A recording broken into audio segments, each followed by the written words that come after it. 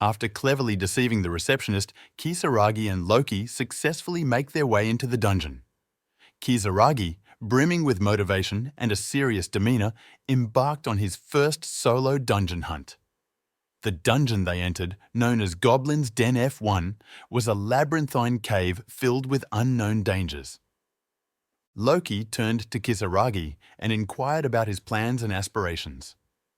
With a resolute tone, Kisaragi revealed that he was eager to test his strength and see just how far he could push his limits. As they were discussing their plans, a goblin emerged from the shadows. It was a level 5 goblin, brandishing a crude weapon menacingly. Kisaragi, spotting the threat, swiftly drew his sword. With a determined look, he declared that he would begin testing his strength against these adversaries. Without hesitation, Kisaragi charged at the goblin. He slashed the goblin, taking it down effortlessly in a single strike. The goblin fell to the ground. Kisaragi stands over the fallen goblin, clearly satisfied with his victory. Loki, with her arms crossed and a skeptical expression, questions why he's so pleased with himself. She points out that, given his current level of strength, such weak opponents shouldn't pose any real challenge to him. Kisaragi, feeling proud yet slightly defensive, asks for a bit of understanding. He explains that this is his first solo defeat of a goblin, and it means a lot to him despite its seeming insignificance. Loki, with a touch of exasperation, reminds him of his high level.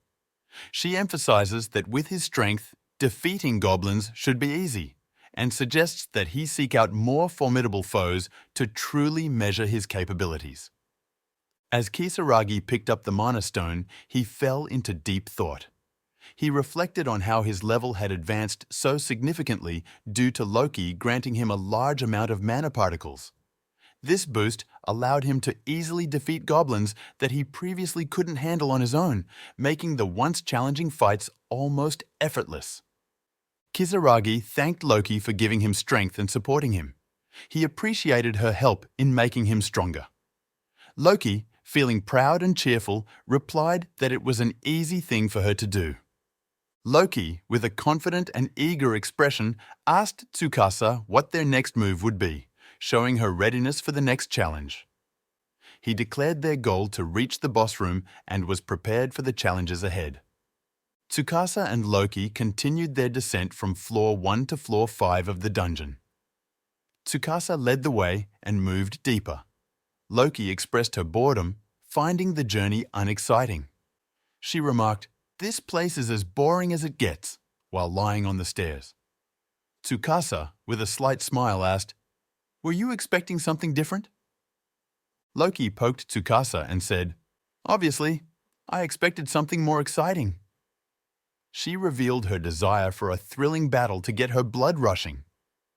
Tsukasa looked thoughtful as he listened to Loki pointing out that none of the monsters in the dungeon could even be considered worthy opponents for Tsukasa. She emphasized that this was a serious issue, highlighting the lack of challenge they were facing. With a sharp look, Loki said, "Look, the main force has deigned to show themselves." Tsukasa, sword ready, faced the emerging threat in the darkness ahead. As a horde of enemies with glowing red eyes gets closer, Tsukasa noted, "That's a lot of enemies."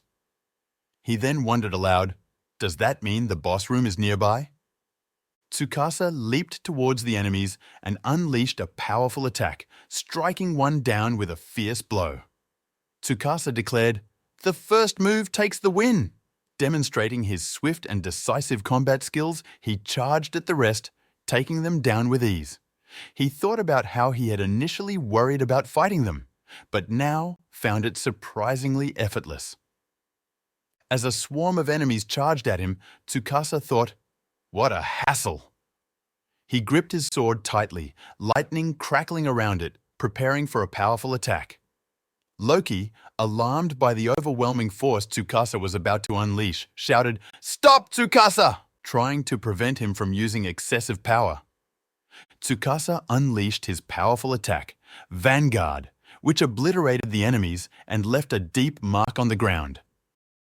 Impressed with his strength, he smiled, but soon collapsed in pain as red energy crackled around him.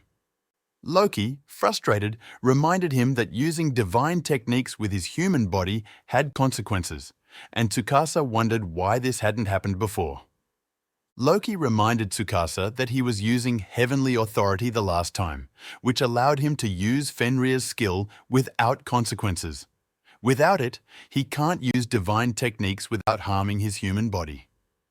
Confirming this, Loki declared that she would forbid the use of heavenly authority and all other skills copied from Fenrir. As a result, Tsukasa's skills were sealed and became unavailable, leaving him shocked and exclaiming, "What?" Loki explained that sealing Tsukasa's skills was a necessary handicap to prevent him from relying too much on his trump card. She emphasized that a trump card should be saved for last. Meanwhile, Tsukasa, frustrated and exhausted, lamented his situation and expressed his disdain for trickster gods, finding Loki's antics exasperating. Tsukasa and Loki finally arrived at the entrance to the boss room, which had an unexpectedly grand appearance for a goblin's lair. The final boss, the Goblin King, awaited them inside. This formidable opponent had the ability to summon an infinite number of goblin minions. Defeating the Goblin King was considered a true test of an awakened one's strength. Tsukasa, determined and ready, took a deep breath and resolved to face the challenge, saying, "All right, let's do this." After sighting the Goblin King, Tsukasa exclaimed, "So that is the Goblin King." Loki added, "He exudes confidence for a mere goblin." As Tsukasa drew his sword, he wondered why he wasn't feeling scared despite the intimidating presence of the Goblin King, who was revealed to be a formidable level 15 boss. The Goblin King began to move forward, summoning a horde of goblin minions to aid him. Tsukasa, observing the oncoming threat, remained unfazed. He thought to himself, "Compared to Fenrir, this is no big deal. I should be fine on my own."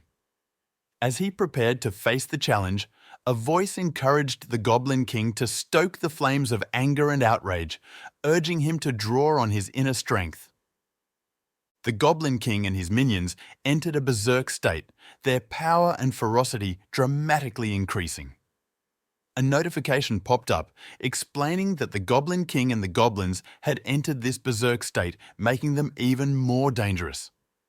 Tsukasa, noticing the drastic change, exclaimed, "Loki, what did you do?" Loki, with a mischievous smile, declared that this was a test for Tsukasa, urging him to do his best. Tsukasa, surprised and determined, prepared to face the enhanced and more formidable challenge ahead. As the Goblin King's berserk state intensified, Tsukasa, feeling the immense pressure, remarked, "You're quite a Spartan god," acknowledging Loki's harsh but motivating methods. If you're enjoying the adventure, don't forget to like and subscribe to the channel for more exciting content.